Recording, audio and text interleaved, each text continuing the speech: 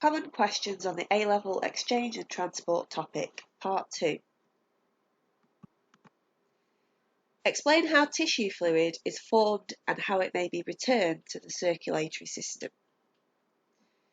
So there's hydrostatic pressure of blood, which is very high at the arterial end. Fluid or water or the soluble molecules pass out. Proteins or large molecules remain. This lowers the water potential, or water potential becomes more negative. Therefore, water moves back into the venous end of the capillary by osmosis.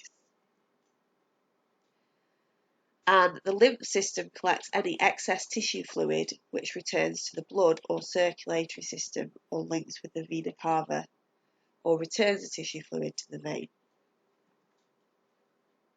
Explain the ways in which the structure of the aorta is related to its function. Elastic tissue to allow recoil or smooth out flow of blood. Elastic tissue stretches when the ventricles contract. Recoils when a ventricle relaxes. Muscle for contraction or vasoconstriction. Thick wall withstands pressure and stops bursting. Smooth endothelium reduces friction. Aortic valve or semilunar valve prevents backflow. Describe the cohesion-tension theory of water transport in the xylem. Water is lost from the leaf because of transpiration or evaporation of water from mesophyll cells. Evaporation of water through the stomata. This lowers the water potential of the mesophyll cells. Therefore, water is pulled up the xylem, creating tension. Water molecules cohere or stick together by hydrogen bonds, forming a continuous water column. Adhesion of water molecules to the walls of the xylem. Describe the mass flow hypothesis for the mechanism of translocation in plants. In the source or the leaf, the sugars are actively transported into the phloem by companion cells. This lowers the water potential of sieve tubes and water enters by osmosis. The increase in pressure causes the mass movement towards the sink or root.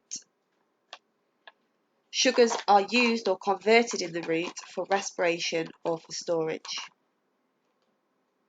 Describe and explain some adaptations of the leaves of Xerophytes. Thicker cuticle, so increase in diffusion distance. Hairs on leaves, so reduction in air movements or increase in humidity or decrease in water potential gradient. Curled leaves, so reduction in air movements or increase humidity or decrease in water potential gradient.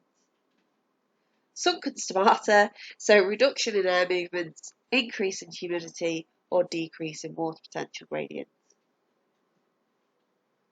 Describe two adaptations of the structure of alveoli for efficient gas exchange. Thin walls or squamous epithelia is only one cell thick, therefore there's a short diffusion pathway. Surface area is large. So that's part 2 of the common exam questions in the exchange and transport A-level topic.